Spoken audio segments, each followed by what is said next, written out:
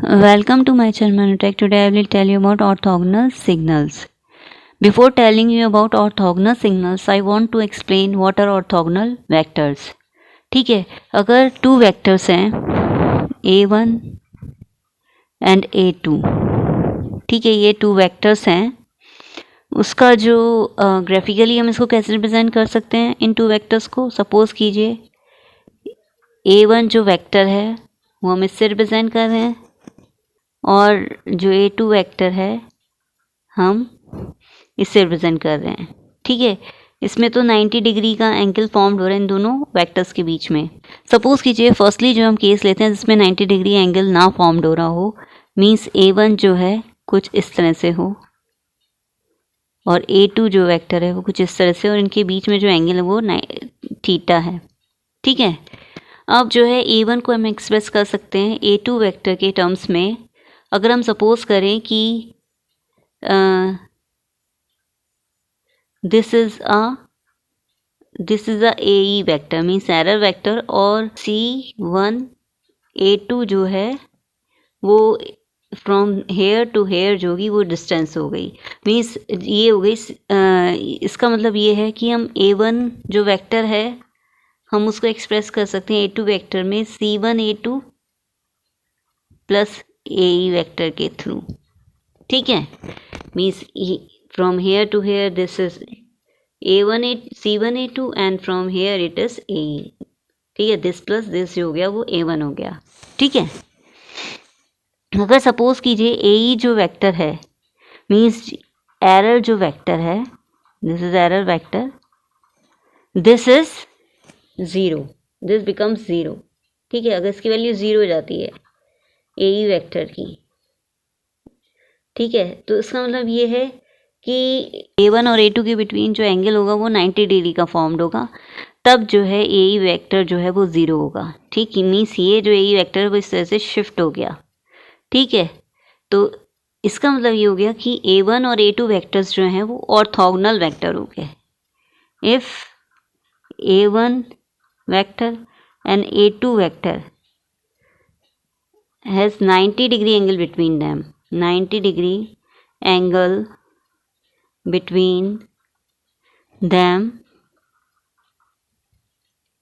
then this A1 vector and A2 vector are said to be orthogonal vectors. ठीक है,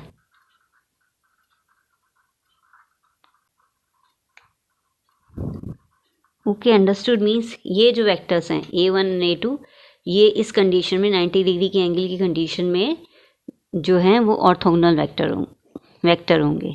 ठीक है, now I want to tell you how we can find out that A1 and A2 vector are orthogonal vectors mathematically. ठीक है, अब as we know that component of A1 vector along A2 vector, ठीक है, वो क्या होगा, this will be equal to C1 A2. ठीक, A1 जो वेक्टर इसका एक जो कंपोनेंट है वो हम कैसे राइट डाउन कर सकते हैं, A1 cos थीटा. ठीक है, जो कंपोनेंट होगा A1 वेक्टर का A1 के टर्म्स में, अगर हम A2 के टर्म्स में देखते हैं तो it will be equal to C1 A2 component of A1 vector along A2. ठीक है, now how we can find C1. C1 क्या है, C1 is the parameter, we have taken the parameter. ठीक है, C1 हम कैसे फाइंड आउट कर सकते हैं, A1 cos theta upon A2. ठीक है, ये A2 यहाँ आ गया. ठीक है, अगर हम A1 A2 जो है A1 A2 cos थीटा कर लें अपॉन A2 इंटू A2 कर लें. ठीक है, मीन्स A2 से डिवाइड भी कर दिया, A2 से मल्टीप्लाई भी कर लिया न्यूमरेटर डिनोमिनेटर में, तो A1 A2 cos theta will be equal to A1 dot A2. ठीक है, मीन्स स्केलर प्रोडक्ट हो गया ये a1 into a2 cos theta scalar product होता है टू वेक्टर्स का, इसलिए हम इस तरह से भी एक्सप्रेस कर सकते हैं a1 a2 वेक्टर्स को, a1 vector dot a2 vector upon a2 का स्क्वायर, मीन्स a2 वेक्टर के मैग्नीट्यूड का स्क्वायर। ठीक है, this will be equal to c1। इसका मतलब ये हो गया कि a1 dot a2 vectors, when will these two vectors are orthogonal? When their angle between them is 90 degree। ठीक है, when angle between them is 90 degree, तब a डॉट a वेक्टर और a1 vector dot a2 vector जो होगा वो 0 के equal होगा। ठीक है, 90 डिग्री एंगल है, मीन्स ये क्या हो गए, ऑर्थोगोनल वेक्टर्स हो गए।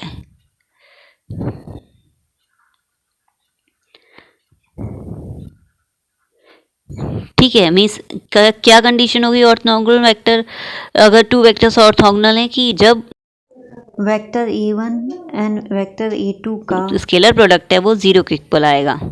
ठीक है, इसका मतलब गया c1 की वैल्यू क्या हो गई, c1 will be equal to, when they are orthogonal vector a1 vector and a2 vector, c1 will be equal to 0 when we put the value of a1 vector dot a2 vector। ठीक है, it will be equal to 0, it means that c1 is also equal to 0। ठीक है, तो ये orthogonal vectors की condition हो गई कि अगर स्केलर प्रोडक्ट दोनों टू वेक्टर्स का अगर 0 के इक्वल आ गया तो वो ऑर्थोगोनल वेक्टर होंगे, तो उसका मतलब है जो उनका कंपोनेंट होगा। Now what we can define c1 as, c1 is a component और यू कैन से और magnitude of a1 vector along a2 vector। Okay, now I will tell you about the orthogonal signal. What are they and what is the condition for the signals to be orthogonal?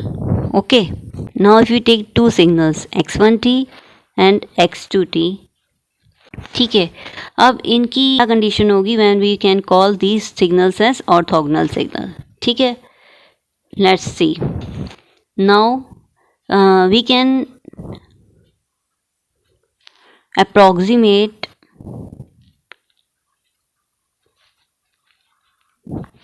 x1t in terms of x2t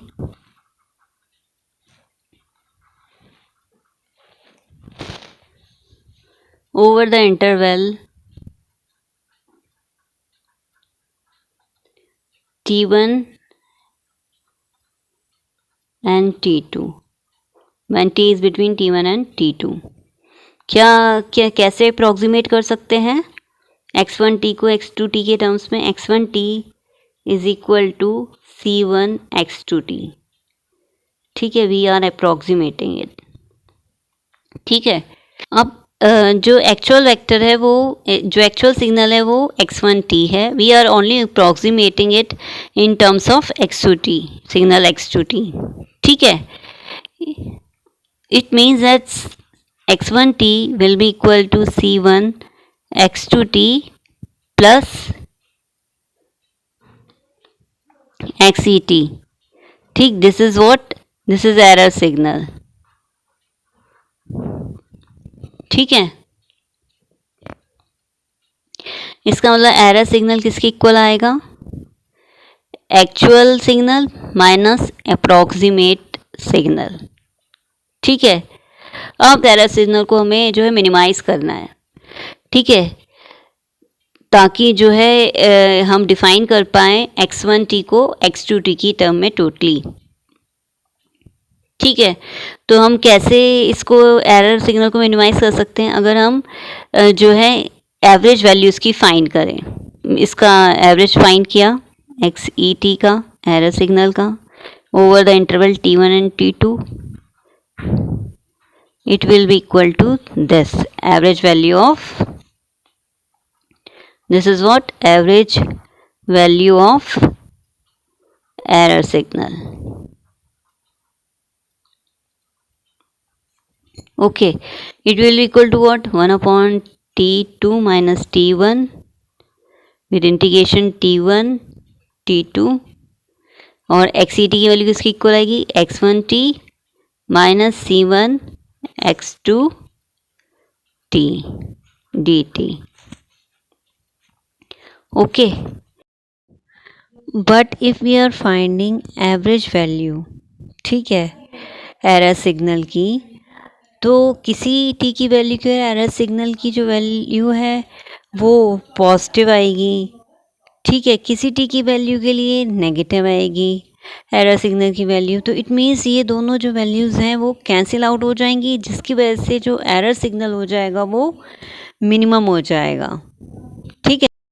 मगर इससे जो है exact result नहीं आ पाएगा कि हर एक T की value के लिए between t1 and t2 T की वैल्यू के लिए ये एरर जो है वो मिनिमम हो, ठीक है. इसलिए जो है हम इसकी जो है एरर सिग्नल की मीन स्क्वायर वैल्यू लेंगे, ठीक है. मीन्स अब मीन स्क्वायर वैल्यू किसकी इक्वल आएगी, mean square value of error signal XET. It will be equal to what? It will be equal to 1 upon t2 minus t1 integration t1 to t2 x e t का square dt, ठीक है. And this will be equal to what? 1 upon t2 minus t1 integration t1 to t2 x E T की value हम यहाँ put कर देंगे. अब means x E T की ये वैल्यू पुट कर देंगे,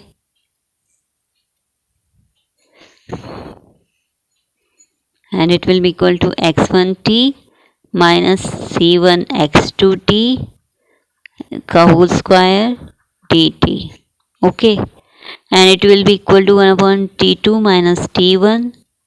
इस होल स्क्वायर को we can open it. This will equal to x1 square t plus c1 square x square x2 square t minus 2 x1 t multiplied by c1 x2 t. Okay, and this whole will be equal to dt. Suppose कीजिए this mean square value of X E T equals to E, ठीक है. अगर हम इसका differentiation find out करें इस error signal का, means differentiation of error signal with respect to C1, अगर ये ज़ीरो के इक्वल आ जाए, इसका मतलब ये है this error signal will be minimize और it will be equal to zero when we will differentiate with respect to C1, ठीक है. तो अब हम जो है इसको डिफ्रेंशिएट करते हैं इस टर्म को with respect to C1. This will be equal to differentiation of this term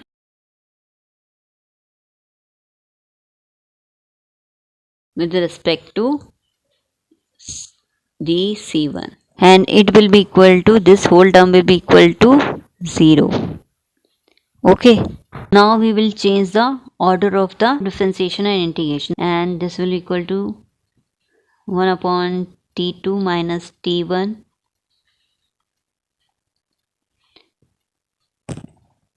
integration t1 to t2. Now we will differentiate dx1 square t upon dc1 plus dc1 square x2t square upon dc1 minus 2 dx1t x2t, and this whole will multiply by C1 upon dC1. Okay, and it is equal to 0. Now this is equal to what? 1 upon 2 t2 minus t1. This is equal to what? 1 upon t2 minus t1 integration t1 to t2. क्योंकि इसके अंदर कोई term नहीं है C1 का, इसलिए इसका जो डिफ्रेंशिएशन आएगा फर्स्ट टर्म का वो 0 के इक्वल आएगा, मीन्स ये टर्म 0 हो जाएगी. And second term will be equal to 2C1, क्योंकि C1 स्क्वायर का डिफ्रेंशिएशन 2C1 होगा, multiply by x2 square t minus 2 x1t multiply by x2t upon and it will be equal to 0. ठीक है, क्योंकि C1 का differentiation with respect T1 will be equal to this term. Okay, and this will be multiplied by dt, and it means integration of t1 to t2 twice c1 x square t will be equal to twice x1 integration of x1 t multiplied by x2 t dt.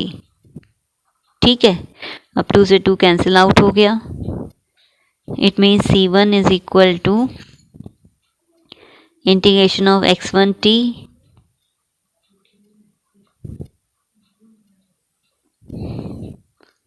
Multiply by x2 t upon dt upon integration of t1 to t2 x2 t का whole square. ठीक है, means we have find out what is the component of x1t along x2t. ठीक है, क्योंकि C1 is the component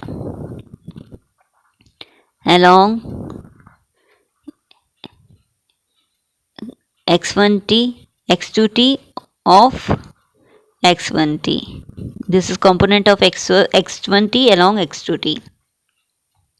ठीक है, तो this condition is similar to what we have find in the orthogonal vectors. What we have find in orthogonal vectors, क्या condition, क्या C1 की value होती है इसमें?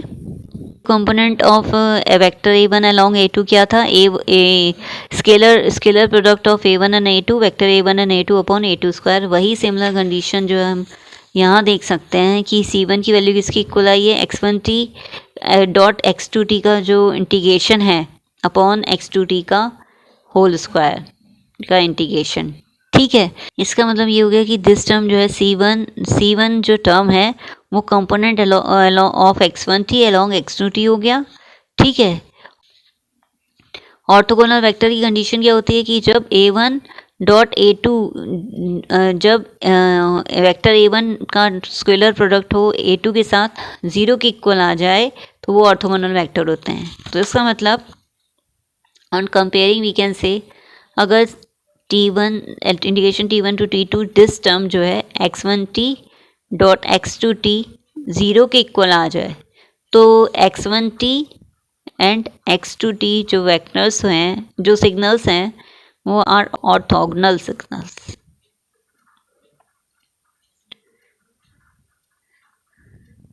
ठीक है, कंडीशन के इंटीग्रेशन करें अगर सिग्नल x1t एंड x2t के प्रोडक्ट का तो वो 0 के इक्वल आए तो ये दोनों जो सिग्नल होंगे x1t एंड x2t जो होंगे वो ऑर्थोगोनल सिग्नल होंगे.